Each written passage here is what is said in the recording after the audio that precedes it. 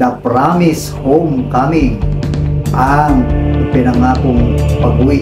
Paano kung hayaan tayo ng Panginoon Diyos ay nabihag, itinapon sa Babylonia, ay andun pa rin ang Panginoon. Panibagong buhay, panibagong araw, panibagong pag-asa. Every gising is a blessing. Muli magsama-sama tayo sa salita ng Diyos, ang ating daily devotion. At ang topic po natin ngayon, the promised homecoming, ang ipinangakong pag-uwi. Ito ay matatagpuan po natin sa Jeremias chapter 29 verse 1. Ganito po ang sinasabi. Nagpadala ng sulat si Propeta Jeremias mula sa Jerusalem para sa nalalabing matandang bihag, mga pari at mga propeta, at sa lahat ng taong dinalang bihag ni Nebuchadnezzar sa Babylonia. Mga kapatid at mga magulang, pinakamahirap talaga yung tayo ay itinapon sa kawalan, tulad ng karanasan ng mga tauhan ng ating Panginoon Diyos dito sa aklat ni Jeremias. Tingnan po natin kung ano ang mga kaganapan. Ipinadala ni Jeremias ang mensaheng ito mula sa Diyos sa mga tao ng Jerusalem na itinapon sa Babylonia. Ang mga tao ay nagkasala laban sa Diyos sa loob ng maraming taon. Kaya ipinadala ng Panginoon ang hari ng Babylonia upang sakupin sila at kunin sila. Ang ilan ay optimistic ang kanilang isipan na ang kanilang pagkakatapon ay pansamantala lamang. Ngunit sinabi ng Diyos na ang pagkakatapon ay tatagal ng 70 taon. Naku po, napakatagal po pala, na para sa marami ay habang buhay na. Abay talaga ang 70 taon. Noong panahon na yon, gano'n na lang ang 70 taon. Pero yung sa panahon po natin ngayon, ang 70 taon ay baka nga hindi naabuti ng isang tao yung lifespan. Nung panahon na yon ay inaabot ng mga daang taon ang buhay ng tao. Pero ang pakiramdam nila ay panghabang buhay na 70 taon. Minsan, ang isang krisis sa ating buhay ay tila isang panahon ng pagkatapon. Iniisip natin yung mga krisis natin sa buhay nangyayari sa atin, para bang ito ay kawalan na sa atin. Kailan kaya babalik sa normal ang mga pangyayari? At ito yung mga karaniwang tanong natin pag dumadaan tayo ng mga problema at mga krisis sa buhay natin. Kailan kaya babalik ang mga ito? Kapag ang ating kalusugan ay bumalik na, kapag ang ating relasyon ay naayos na, kapag ang ating mga nawalang katarungan ay natugunan na, kapag ang ating broken-hearted ay humilom na,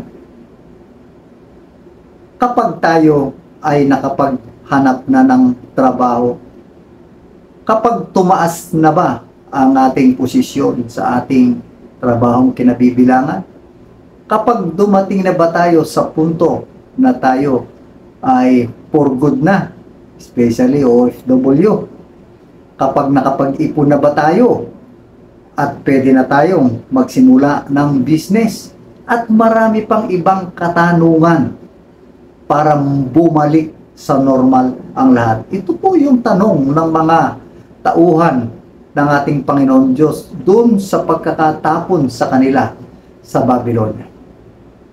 Ngunit paano kung hayaan ng Diyos na magpatuloy ito habang buhay? Ito po isa sa mga tanong natin. Paano kung hayaan tayo ng Panginoon Diyos dun sa hindi normal na inaasam po natin?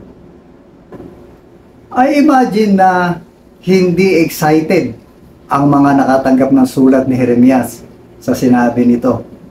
Hindi ako interesado. Para kahirap din naman maging interesado ka doon sa sulat na ikaw ay hahayaan at itatapon na lamang. Ang 70 taon ay nangangahulugan ng karamihan sa kanila ay hindi na makakabalik upang tamasahin, i-enjoy ang magandang buhay na mayroon sila noon. Siyempre, may matanda na iba at may mga sakit na at kaya hindi na nila ito binibigyan ng pansin. Ngunit, tinawag ng Diyos na mamuhay na parang nasa tahanan sila sa lugar na kanilang tinitirhan ngayon. Tulad po natin, kung anong sitwasyon po natin, kung anong kalagayan natin, kung nasa panahon tayo ng krisis, hindi nangangahulugan tayo ay wala na sa piling ng Diyos. Kung hindi, doon pa rin nangungusap ang Panginoon po. Hinimok sila ng Diyos na magtiwala na maaari niyang i-extend ang kanyang gawain, pagliligtas, at itatayo ang kanyang kaharian sa pamamagitan nila kahit sa kanilang kasalukuyang sitwasyon. Ganito po nagbigay ng lakas ang ating Panginoon Diyos samantalang sila ay nabihag, itinapon sa Babylonia, ay andun pa rin ang Panginoon upang patuloy silang samahan. Habang ang mga tao ng Diyos ay naghahangad na mamuhay para sa Kanya sa mga bagong sitwasyon kung saan nasusumpungan nila ang kanilang mga sarili, mas makikita nila ang katangian ng Diyos.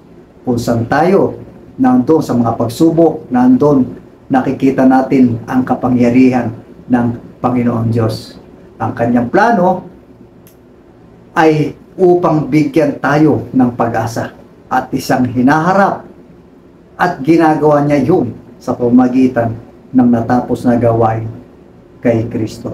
Mga kapatid at mga magulang, hindi ko mo lumalasap at dumadaan tayo sa mga pagsubok na ito ay nalayo na tayo. Ang katotohanan po, tayo ay lalong sinasamahan ng Diyos sa kabila ng krisis ng buhay natin. Tulad ng mga itinapon sa Babylonia. Hindi po hinayaan ng Panginoon dahil ang nagpatunay si Kristo ang kaligtasan ang kanyang dala. Sa pangalan ng Ama, ng Anak, Banal na Espiritu Santo. Amen. At amen.